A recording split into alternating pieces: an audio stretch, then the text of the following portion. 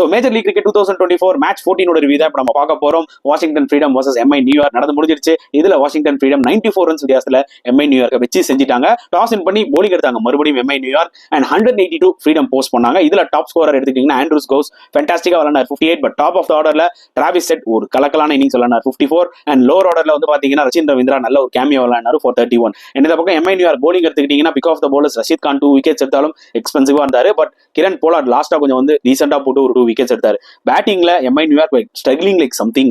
ஒரு ஸ்டேஜ்ல 25 for 6 இந்த டோர்னமெண்ட் ஃபுல்லாவே அவங்க பேட்டிங் வந்து பயங்கரமா சொதப்பி இருக்குன்னு தான் சொல்ல முடியும். அண்ட் 88 வந்த காரணம் என்னன்னு பாத்தீங்கன்னா ரொமாரியா ஷெப்பர்ட் ஒரு 20 ரன் அடிச்சாரு, போல்ட் ஒரு 16 ரன் அடிச்சாரு. அண்ட் இந்த பக்கம் ஃப்ரீடமோட போலிங் வேற லெவல்ல இருந்துச்சுங்க. ஜஸ்தீப் சிங் கலக்கிட்டார் 3 விக்கெட் அண்ட் மார்க்கோ யான்சனும் சூப்பரா போட்டார் நியூ பால்ல 2 wickets. And Maxwell Lockie Ferguson அவங்களும் எல்லாருமே 2 விக்கெட்ஸ் ஈச் எடுத்தாங்க.